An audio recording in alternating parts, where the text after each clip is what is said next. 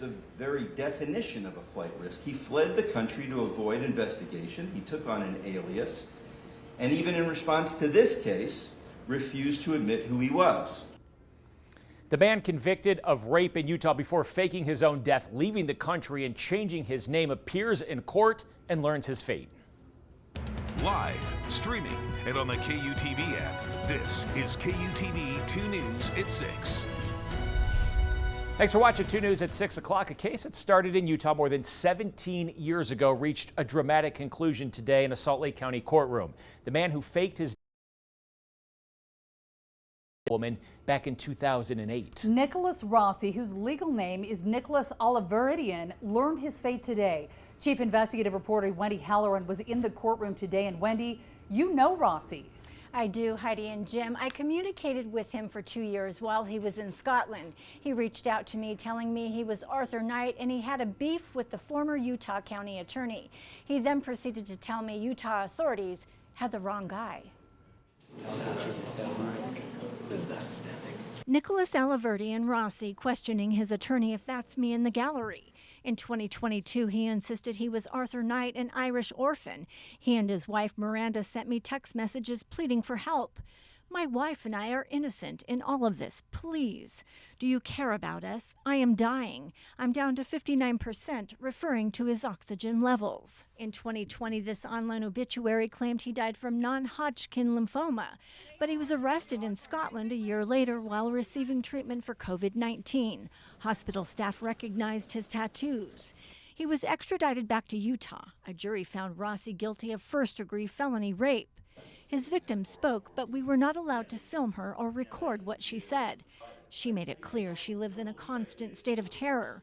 Quote, my days and nights are filled with nightmares, chronic insomnia, debilitating panic attacks, and sudden surges of fear that overtake me in crowds when I hear unexpected noises. Prosecutor Brandon Simmons. Nicholas Rossi Alahverdian has been convicted of a pattern of sexually assaulting several women, and this court should sentence him to prison.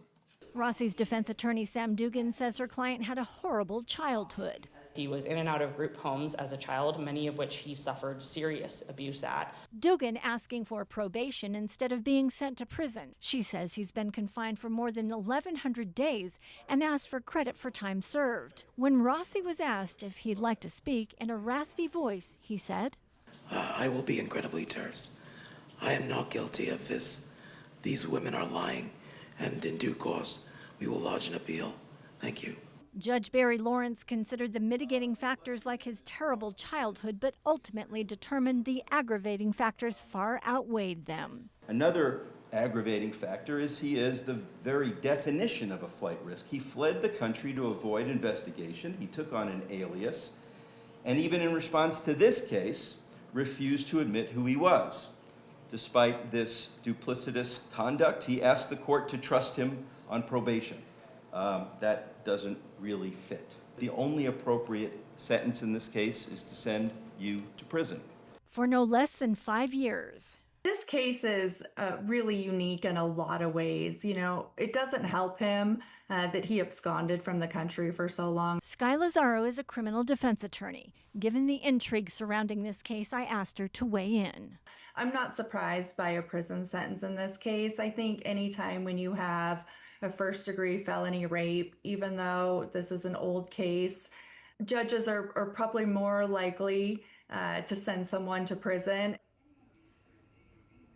Now, Judge Barry Lawrence said the prison sentence would take effect immediately. However, it's no less than 5 years. It will ultimately be up to Utah's Board of Pardons and Parole as to when Rossi will be released. He has to do no less than 5 years.